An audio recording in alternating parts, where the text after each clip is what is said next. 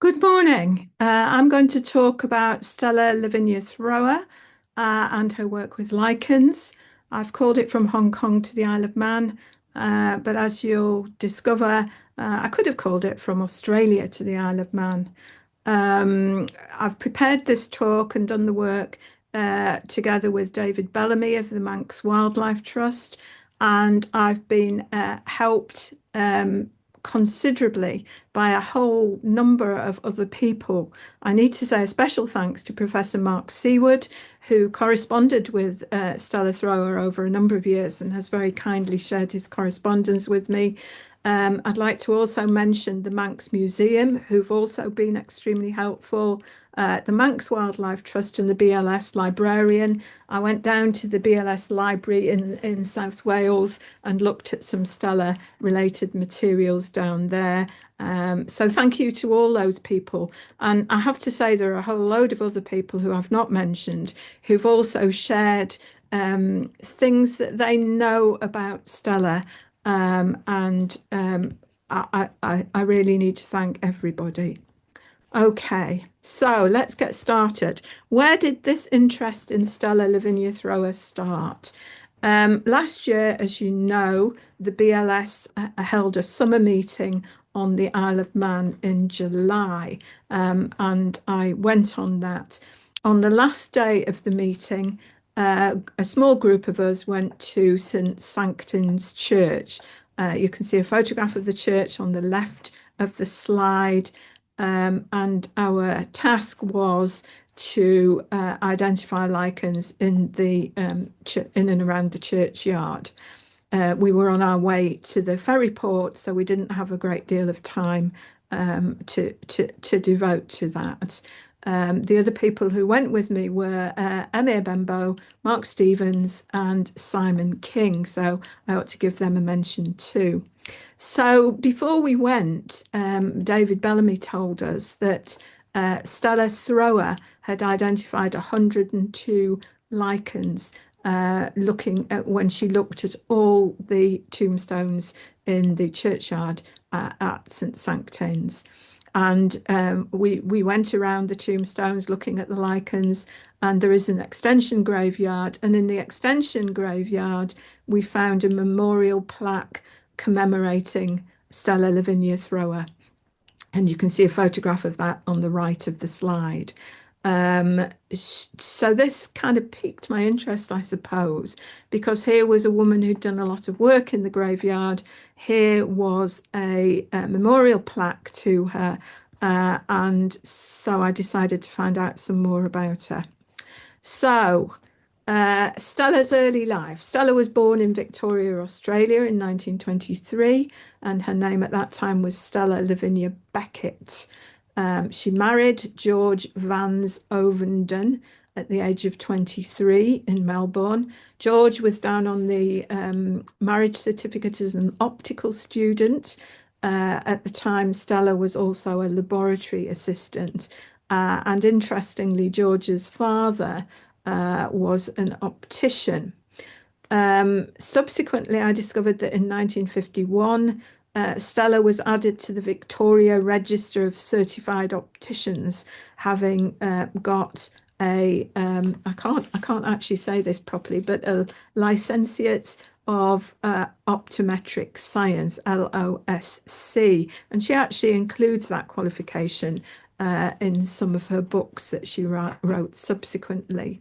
So she was added to the Register of Certified Opticians, but we then discover that she completed a BSc at Melbourne University in 1956. I would have been interested to know what that BSc was in, but although Melbourne University, I have to say, were very helpful towards me and supplied me with a copy of a PhD thesis, they said that the subject of the BSc was confidential information and couldn't be shared. At the age of 36, she got divorced from her first husband. She started publishing on plant physiology. We know that she was working in the botany school at the University of Melbourne, and she married for a second time to Lyle Boyce Thrower, who it was actually known as Peter and was at that time a university lecturer. So I'll refer to him as Peter because that was the name he was known by. She achieved her PhD in 1964. Translocation in soybean, I think was the title, but it was certainly plant physiology. So I haven't mentioned lichens. What about the lichens? I'd love to know how she developed the interest in lichens and when that interest started. We do know from Index Herbariorum, I'm not sure if I'm saying that correctly either, that she donated 117 lichen specimens to the British Museum. These were lichens that she collected in Australia between 1959 and 1961. So even before her move to the Hong Kong, she was interested in lichens and collecting them. Anyway, in 1965, Peter became a professor of botany at Hong Kong University, and Stella and Peter lived in Hong Kong from 1965 to 1985. And over that time, we know that Stella worked at identifying the lichens of Hong Kong. She corresponded with Professor Seward over a number of years, and from what she says in the letters, I believe that she corresponded with a number of other well-known lichenologists. After she died, her husband gave what was described as optical equipment to the Manx Museum. They had difficulty in finding it, but I have to say that they were pretty focused and determined too, and eventually found her microscope. So this is a photograph of Stella's microscope donated to the Manx Museum after her death by Peter, which yeah, I was really pleased about. It's lovely to see it. One of the projects that she did whilst in Hong Kong was looking at air pollution and lichens. It appears that this was inspired by Oliver Gilbert's work with Scottish school children. I think his school children were arranged around 13 to 14, but Stella did the project with students whose average age was 18, so a bit older. And she got them to use a lichen scale to assess air pollution. She couldn't use the same marker lichens that Gilbert had used because, of course, the habitat was different because this was a tropical area. So she chose marker lichens as a result of her work with lichens, chosen by, in effect, personal observation. And I suppose this work struck me as perhaps an example of citizen science because she was involving secondary school students, but also an example of, I guess, inspiring children to look at lichens, to think about conservation, diversity, and hopefully some of them may have been inspired to go on and do something related in the future. So the copy of Hong Kong lichens that is in the BLS library has this pamphlet on clean air and lichens in the back. It was also published in the Lichenologist. Stella started to correspond with Professor Mark Seward while she was in Hong Kong. The first letters that I saw date from around the mid-1970s, and initially she contacted him asking for reprints of some of his papers, but later went on to exchange lichen specimens with him, sending him Hong Kong lichens, and he sent her some reference specimens from the UK. She shared with him tentative information about lichens she was identifying in Hong Kong. And there's an interesting correspondence regarding what was then Lecanora muralis. She wrote that she didn't recall having seen it in Hong Kong and commented that she hadn't seen many lichens in Hong Kong on man-made substrates. But then in a later letter, she referred to creeping about and detaching bits of curbstone, saying that so far she hadn't been arrested, which I thought was an example of her humour, which showed through at other points in the letters. By 1983, she was referring to retiring together with Peter and moving to live on the Isle of Man. And the letters, as well as demonstrating her sense of humour, her diligence, her focus, also testified to her organised approach. She would quite often list the topics that she was writing about. So number one might be a request for a reprint. Number two might well be something about particular lichens, and the letters themselves are well organised. So here we have an illustration of her moves. She started in Victoria, in Australia, moved to the Isle of to Hong Kong, where they lived for 20 years, and then retired to the Isle of Man. So moving across the world, but taking that interest in lichens with her. So she retired from the Chinese University of Hong Kong in 1985. They moved to live in a cottage on the island. And her book, Hong Kong Lichens, which is the result of her work on identification and developing a key for the Hong Kong lichens, was actually published after she'd relocated to the Isle of Man. She'd named 146 Hong Kong lichens that she'd identified with the assistance of Professor Mark Seward and other lichenologists across the world. So there we are. That's a photograph of the BLS copy, and it was published in 1988. After moving to the Isle of Man, she got interested in lichens in the churchyards. And in the early 1990s, the British Lichen Society initiated what I believe was called the Lowland Churchyard Project, which aimed to survey at least one churchyard in each 1 kilometre square. There's a report of the work of the Churchyard Project in the BLS Bulletin of 1996, and it refers to Stella's work, saying that she'd visited Santan Churchyard on the Isle of Man 44 times since October 1992 at that point, and had systematically examined every one of 476 tombstones. It also names some of the species that she'd identified. And after that, she went on to survey all 26 churchyards on the island, although the one she did comprehensively was the one nearest her cottage. The other 25, she said that she did at least 2 visits and did a systematic walk. I'd love to know what a systematic walk involved. Her original data is held by the British Lichen Society Library and was very kindly shared with me by the librarian. Another part of her work on the Isle of Man was with the Farming and Wildlife Advisory Group. This was the emblem of that group, which was designed and drawn by Stella. I have to say I haven't mentioned it so far, but she was also an artistic person, and you'll see some of the watercolours that she did later on. She was enthusiastic about the potential for farming and conservation to work together, and she and her husband were driving forces in getting the Farming and Wildlife Advisory Group started. She designed the emblem, as you can see, and served as the first honorary secretary for a number of years. She also published a book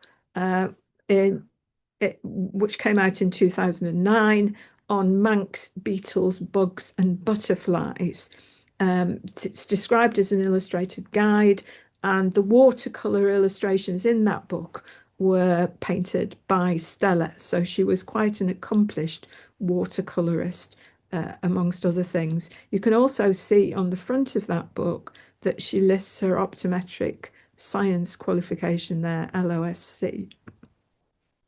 Anyway, the other thing that is in the BLS library, which I found fascinating, is the unpublished manuscript of biodiversity in a Manx churchyard. This is listed as in press in some of her other books, and the manuscript itself plus prepared plates are held by the BLS library. She says that she was inspired to record lichens in Manx churchyards by a workshop organised by the Conservation Committee. So the Conservation Committee has a lot to answer for. She started with what she refers to as Kirk Santon, which is what we understood at the time of our visit to the Isle of Man last year as St Sanctain's Church and Churchyard. This was the nearest church to the cottage where she and Peter were living. And the first visit documenting and recording the gravestones was in 1992.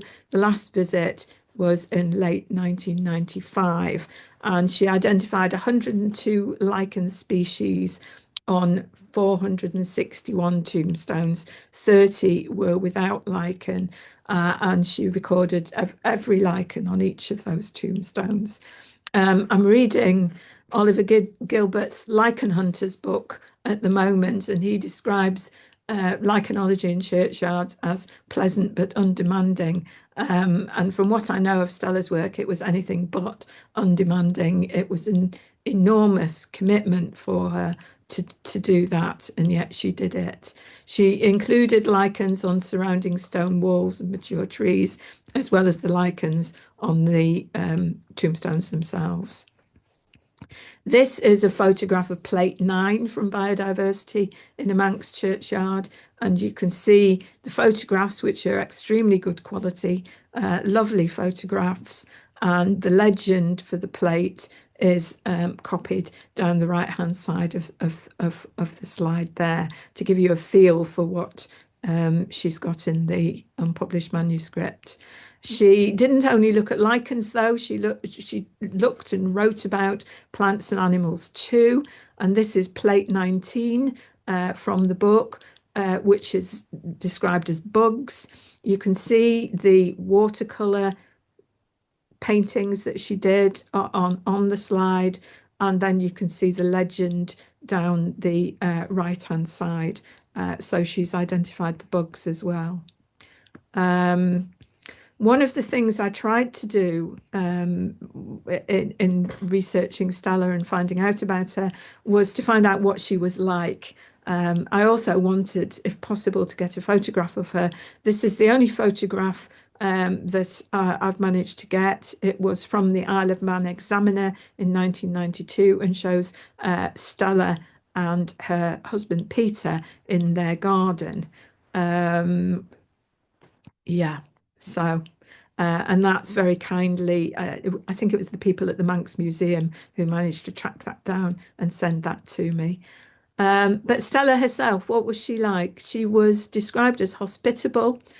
So one person told me there were always homemade biscuits whenever they visited, but she's certainly described by almost all the people I spoke to as being quite private and reserved. Her interests included things you can see there: plants, lichens, her garden, attracting birds to her garden, wildlife, conservation. And as I said, in connection with her letters, she was clearly very organised in her approach to what she did. One person described her as appearing to have no small talk, which I thought was quite amusing. She was very focused on her interests. She died on the Isle of Man in 2015 at the age of 90, quite suddenly. But from what I know of her, she was a multi-talented, amazing woman who I think we can still learn from today. She shows that a person's interests evolve over time and that age isn't necessarily a barrier to contributing to scientific endeavour. Which must be very reassuring for a lot of us who are members of the BLS. She also showed me how helpful other people can be when you approach them in a spirit of curiosity, scientific inquiry, or whatever, because I think she approached lichenologists more or less out of the blue, and yet they were helpful to her and they supported her in the work that she did. She also shows that our legacies live on in ways we might not imagine. So a group of us went to the Isle of Man and we were inspired by the work that she'd done. I wondered whether to give the last word to Peter. They were married for 55 years and I think they were soulmates. On his memorial plaque, he says, I thank God for Stella. And I think we all need to be grateful to Stella for the work that she did and the things that she still teaches us today. Thank you very much for listening.